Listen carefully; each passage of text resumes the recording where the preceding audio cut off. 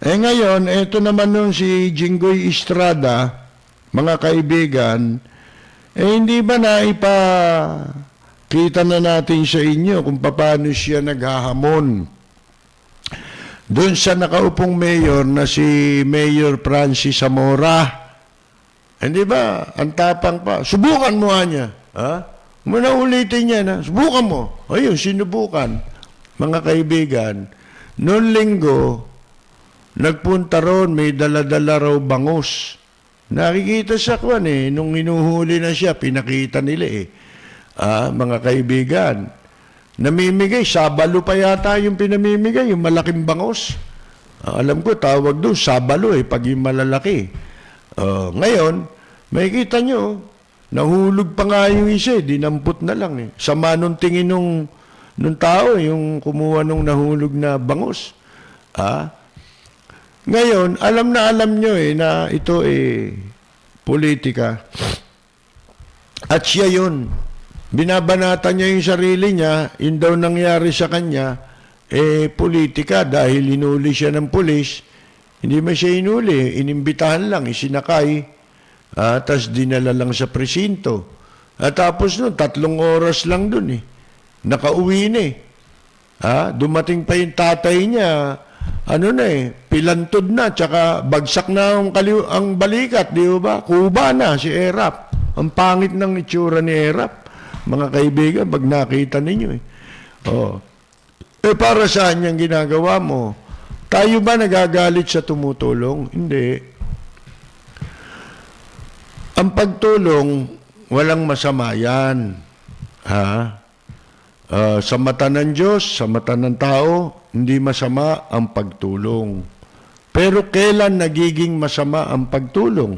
Yan. Di ba? Ba't hindi pagsususpechahan yung mga yan? Trabaho naman nila yan. Unahin natin to si Jinggoy.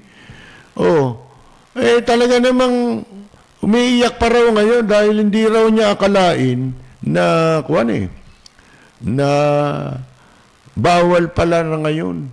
Yun daw, tumulong ka sa mahihirap. Mga kaibigan, May paiyak-iyak pa raw Hindi bagay, Jinggoy. Unang-una, labag sa batas yun Yung ginawa nila Ang linaw niyan Meron tayong protocol. Kayo hindi susunod, kami lang ang susunod. At pag ginusto ninyo, pwede ninyong pasunurin yung tao sa sarili ninyong disposisyon. Bakit? Kayo ba ang batas? Talaga naman ganyan ang ugali ng pamilya nyo Kahit na kailan? Lahat ng labag sa batas, ginawa na ng pamilya nyo. At saka hindi ka lang naman ngayon nakulong Hindi ka lang ngayon napresinto. Di ba? Napresinto ka, nakulong ka nga 2 beses sa Pandarambong. Anong sasabihin mo ngayon ka lang dumanas ng ganyan na masama na raw tumulong? Nagpapaawa. Ginagawa mo yan kasi balak mong kumandidato. Bakit? Hindi ka na ba pwedeng tumulong na hindi mo lalabagin ng batas? Pwede. Bakit kailangan papilahin mo yung tao? Bangus lang pala ibibigay mo, damuho ka. Di ba? Bakit pa pahirapan mo pa ipunin mo yung mga tao? Bawal yan ginagawa ng iba, pero bakit mo gagawin? Tutulong? Bakit hindi ka tumulong na hindi mo lalabagin ng batas? Sige nga. Bakit ikaw lang tumutulong? Mga tarantado kayo, gago. Ang daming mayaman, hindi lang nagsasalita yan. Ayaw na nila ipaalam. Kasi baka abusuhin sila Pag nabalitaan ng iba, kaya yung mga tumutulong, ganyan, hindi totoo yan.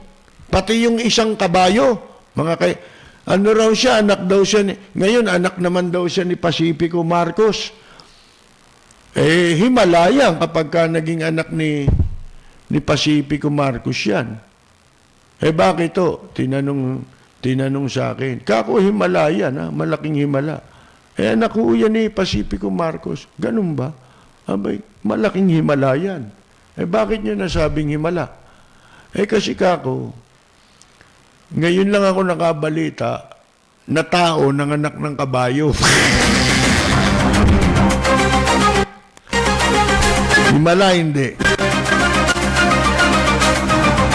O, hindi ho ba? Isipin mo isang bangus. Papipilahin mo. May paiyak-iyak pa eh. Yun daw pamilya niya.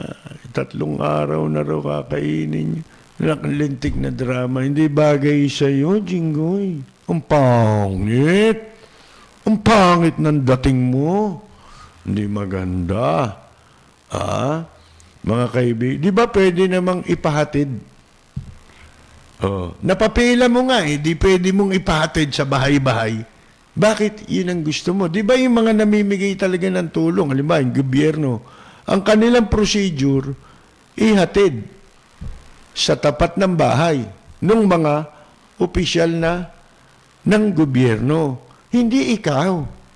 Oh, ikaw pa nga nagsabi, pinakukuha ka ng permit bago mo gawin yan. Kasi meron kayong susunding tuntunin na kapag ka nilabag mo, kasama yung sa batas eh. Mga kaibigan eh. Yung binigay na extra powers kay Presidente Duterte. Kasama yan na ipatupad yung mga ganyang batas. Oh. Hindi ho ba? At pagkatapos yung iba, pagka nahuli, ba'y kinukulong? Kinukwento nga natin yung may nakulong, di ba? Sipin mo, umabot sa korte. Eh samantalang merong ano yan eh, kung halimbawa, yung face mask. Di ba nga yung nangyari sa Dasma? Hindi mo nga alam yun kung talagang may face mask o wala. Hindi naman nakita sa video. Sabi lang nila yun eh. Eh ngayon, mga kaibigan, kung ano eh, yung ginawa niya, nag-mass gathering sila eh. Mas malala yun. At saka siya ang promotor, mga kaibigan. Eh, ba't hindi siya nakulong? Oh, bilib na sana ako kasi akala ko sinampahan ng kaso. Walang kaso eh. 3 hours lang sa hindi mo nga alam kung drama pa nila yan. Baka sila pa may gawa niyan eh. Ha? Baka kinasabwat niya pa yung mga pulis na yan. Nung una to, pupurihin ko sana yung yung Eastern Police District eh. Eh, bandang uli, nakahalata ako eh, dahil inantay natin yung resulta eh. 3 oras lang pala, tinagal nila ron sa presinto, hindi sila kinulong, mga kaibigan. Tapos meron pang, ito naman Malacanang, kesyo, dapat daw magsilbing leksyon, na kailangan daw muna humingi ng permiso sa LGU bago mag-distribute na relief goods. Dapat,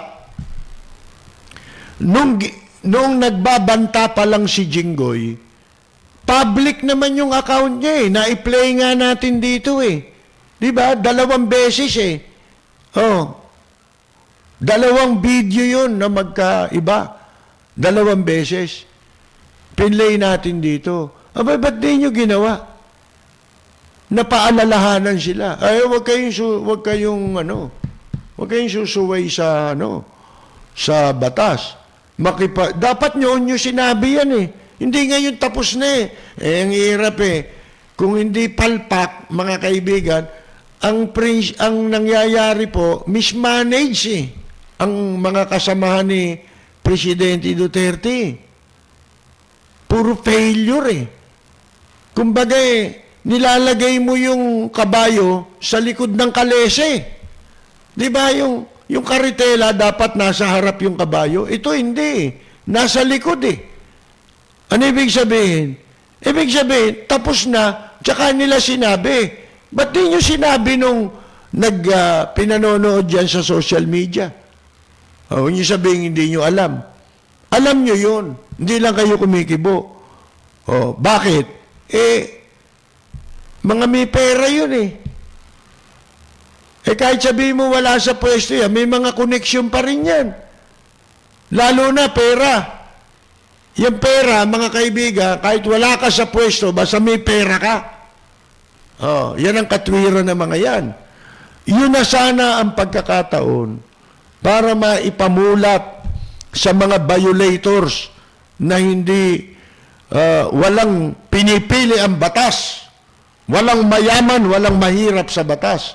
Katulad ng laging sinasabi ni Mayor Alfredo Lim, sa batas, walang malakas, walang mahina. Lahat pantay-pantay. Mga kaibigan, the law must be applied to all. Otherwise, none at all. Hindi ho ba, mga kaibigan? Ano, sabi ni ito talaga si Rocco wala Mga mismanage tayo. Tanggapin na natin yan. Tapos nagsasakayan ngayon, LGU. Ngayon kayo magsasalita. Wala namang kinaso dapat kastiguhin niyo yung pulis. Bakit niyo pinalabas yan? 3 oras lang yan. Bakit yung pangkaraniwan tao? Pagka na-aaresto kulong at may kaso. Mga kaibigan. Bakit ito wala? Hindi binabanggit na kinasuhan siya. Wala Walang kaso Mga kaibigan Ito, mass gathering ito Kamukha ito nung walang iniwan po ito dun sa ginawa ni Coco Pimentel. Sino makapagsasabi na dyan sa grupo ni Jinggoy walang merong sakit yan? O kaya dun sa mga tinipo nilang tao walang nakahawa. Nilagay ninyo sa panganib ang buhay ng maraming tao. Ba't di? Kung talagang tutulong yan, madali tutulong ka tawagin mo yung barangay. Ito meron akong duda ko pa nga donasyon lang ng kung sino-sino yan, kani-kanino lang nila hiningi yan mga kaibigan Tapos sila bida. Dapat tinawag mo yung barangay.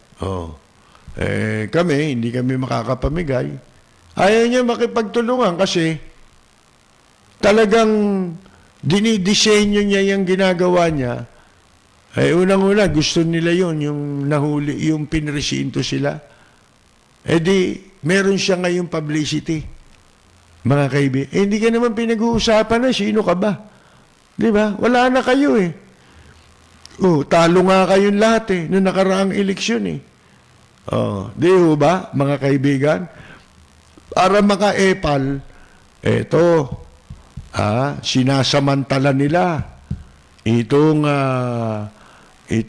krisis at binubusabos. Ito naman mga busabos, hindi naiintindihan yung pambubusabos sa kanila. Bagay, hindi natin masisisi sapagkat nagigipit ang tao. Pero kung nagigipit ka man, huwag mo i-compromise yung iyong pagkatao kasi yun na lang ang nasa iyo Ba't mo pa pagpapalit sa yun? Gagawin kang busabos, papipilahin ka ron. Alam niyong bawal yun. Bawal yun Hindi kayo dapat magpadala sa ganyan. Hindi ko ibibigay, lalabagin niyo ang batas. Bayaan niyo sila magmukhang gago. Kung talagang walang motibo yan, kung hindi talagang pamumulitika, siya yung namumulitika Ang sinasabi niya pa ngayon, ang namumulitika pinalalabas niya si Zamora, mga kaibigan. Binantahan na nga kayo ni Zamora nagbabala na nga Huwag niyong gagawin. Kasi patutupad natin ang batas. Yun naman ang tama. Hindi ba? Gusto niyo mamigay? Walang masama. Maganda yan. Pero dumaan kayo sa proseso. Ano ba proseso? Humingi kayo ng permit. At sasabihin sa inyo, siyempre, pag humingi ka ng permit, ipapaliwanag sa inyo na hindi pwede mag-mass gathering yan. Mamigay ka, kamukha nung prosesong ginagawa ng gobyerno. Yung mga taga-barangay. O iiwan sa harap ng bahay, tapat ng bahay. Hindi na lumalabas yung tao. Eh, ba't niya pinapila? Mga kaibigan. Para magkautang na loob sa kanya. Bali ba, suot pa naman niya, orange. Di ba? O, kulay ng preso. O. Wala raw siyang nilabag na anumang batas. Eh, didimanda mo yung pulis, wala ka palang nilabag eh. Ba't ka hinuli? Pagka ikaw, wala kang nilabag na batas, hinuli ka ng pulis, dinala ka sa presinto, demanda mo. Oh, wala kang nilabag na batas, sabi mo. Yan, abangan natin kung magdidemanda ka. Oh, hindi mo magdidemanda yan, kaya duda ko, baka nag-uusap pa yung mga yan eh. Oh, siguro, nabigyan. Yung mga pulis, mga kaibigan. Oh, I don't blame the police. They're just doing their job. Oh. Eh di, para mo na rin sinabing luko-luko yung mga pulis. Nang huli ng walang dahilan. Lalo na, kilala ka. Ba't naman nila gagawin yun? Di ba? Ano naman ang motibo nila para hulihin ka? Eh, gago ka eh. Oh, mga kaibigan, mandarambong ka eh. Di ba? May kaso ka pa ng pandarambong eh. Eh, yun lang eh. Maliwanag na kwan yan eh.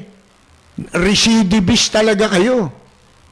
Oh, kahit na alam nyong marami na kayong atraso sa batas at sa bansa, sa bayan, eh paulit-ulit nyong ginagawa. Recidivist, mga kaibigan. Oh. Talaga namang ikaw nakakaalam eh. Hindi ba? Na bawal yan. Alam niyo yan eh. Oh. Kung sasabing wala kang nilalabag na batas. Ito pa sabi, people are hungry, have no work. He should understand. Baka kasalanan pa ni Zamora yung paglabag niya sa batas eh. Pinalalabas niya, si Zamora ang walang niya. Eh kayo yung walang niya. Di ba? O yung pala, binabaliktad eh. Kailan kayo nakarinig dito sa pamilya na to? Sumabit sila sa sa katarantaduhan, umamin. Umamin ba yan? Hindi. Ang laging sagot niyan, politika niya eh. Pandarambong na kaso, politika pa eh.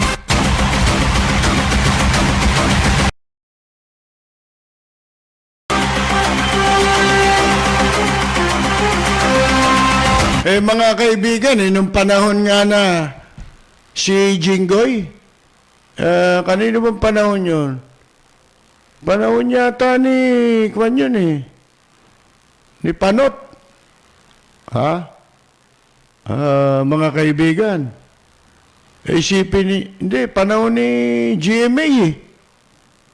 Alam ba ninyo nakinabang, isa sa nakinabang dyan sa pera ng OWA, si Jinggoy. Balita natin kanya hawak niya yung insurance. Nakasausaw kasi mga politiko dyan eh. Alam nyo, sinasabi ko sa inyo noon pa, nagkaroon tayo ng batas yung 1995 Migrant Workers Act of 1995. Panahon ni FBR yata ginawa yung batas na yun, mga kaibigan.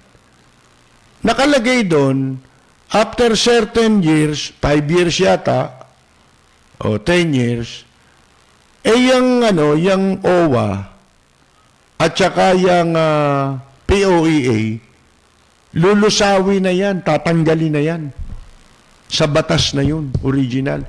Ito yung dinidiscuss ko nung araw na hiningi ko ang payo ni yumaong abogado Alan Paglia. At siya, nagulat siya doon sa sinasabi kong yun, na meron palang batas na ganun. Pinag-aralan niya ngayon. Inistapa nila mga OFW dyan eh. Alam ba ninyo, ginawa rin sa batas na yun? Kasi dapat wala ng POEA. Wala na rin OWA. Tapos na yan sa ilalim ng 1995 Migrant Workers Act. Anong ginawa? Dahil sa mga pangyayari, ang totoo niyan nakalimutan nila na mag-i-expire yan matatapos na yung OWA at saka yung POEA.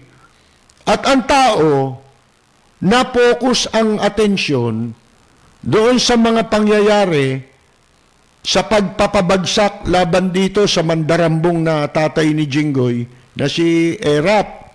Nalibang ang tao. Na-overlook ng tao yan. Hindi nila nakita na meron na palang niluluto itong mga senador, mga congressman. Pinagtulungan nila ang mga OFW. Lihim nilang inamyendahan yung batas ng 2 beses. Not once, but twice. Research nyo kung di totoo. Nagkaroon ba ng public consultation? Alam nyo, sa paggawa ng batas, tinatanggal na nila ang karapatan ng tao. Lalo na yung affected sector. Minagic nila yung batas.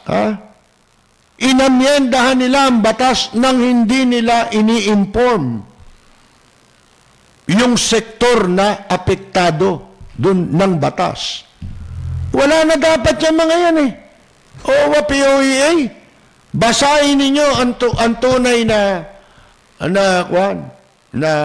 batas na nakapaloob sa 1995 Migrant Workers Act. Mga kaibigan. Inamyendahan yan. Yan, sila Villar ang nagmaniobra sa Senado.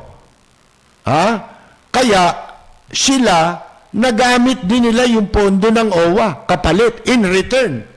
Para mag-exist yung OWA, para may mananakaw pa ang mga taga-Department of Labor, pag na-abolish siya, wala nang mananakaw ang labor, mga kaibigan.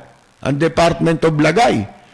Diyan sila nagnanakaw, hindi naman nila pera yan Hindi pera ng gobyerno yan. Ito talagang pang-hold up yan sa mga OFW. Baka kala ninyo, yung OWA. Nakinabang na ba kayo dyan? Di ba kung bigyan yung mga, para makapagpakitang tao, kunyari, 10,000? Ano yun? Para saan yun? Paano yung mga dating OFW, hindi na contributor? Pero sila'y nagkaroon ng butaw dyan. Hindi na sila kasali. Ako, naging OFW. Naglagay ako dyan wala akong pakinabang. Mga kaibigan, hayop na yung mga ito. At saka ito ano ang kinalaman ng PhilHealth para utusan ninyo yung mga OFW magbutaw sa inyo? Sige nga. Anong agency kayo? Wala kayong kinalaman sa deployment ng mga OFW. Ang may kinalaman dyan, Department of Labor, POEA, OWA. Kayo, ano papel nyo? Papel di hapon. Huwag kayong lilingat. Huwag kayong kukurap. Baka ngayon lang yan, tapos pailalim, ipapatupad din yan. Dapat ito, mga bagong sakir ang tawag.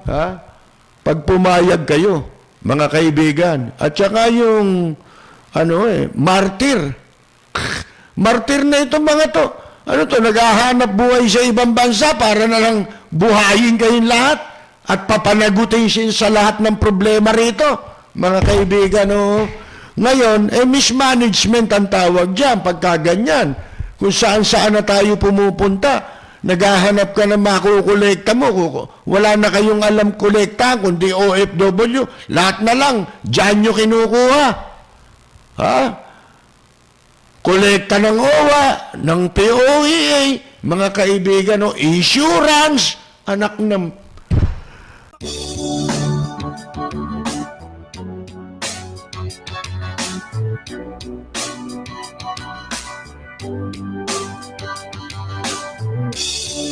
Sarap kumain ng rice, pero can afford the price. Karne, gulay at fish, gasolina, dilis, mga presyo'y kakainis. Hay! Bakit ba tayo'y naghihirap? Habang ang iba'y napapasarap. Kahit anong sikap hanggat may mga kurap na ang business nila ay crime.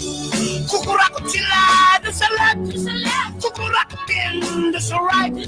Ang dasal ko lang, bangungutin sila tonight. Kawatan ng money, money, money. Ay naku, kayo ay huling, huling, huli. Mga adik sa pera, gaman sa kwarta. Tigilan nyo na ang mag-siting-siting, pagkat kayo na ay booking-booking. Huwag galit sa pera, baka kayo makarma. Yeah. Lagi na lang nagko-compromise, kahit gusto pa ng extra rice. Ang kita'y maliit, laging kapos sa budget. Ako ay nabubwisit. Shit! Bakit ba tayo'y naghihirap habang ang iba'y napapasarap? Kahit anong sikap hanggang may mga kurap na ang business nila ay crime. Kukurakot sila doon sa left, kukurakot din doon sa right. Magdasal tayo, pagungutin sila tonight. Kawatan ng money, money, money. Ay naku, kayo ay huling, huling, huli. Mga adik sa pera, gaman sa kwarta. Tigilan nyo na ang mag-siting-siting, pagkat kayo na ay booking-booking. Huwag galit sa pera, baka kayo makarma. Yeah!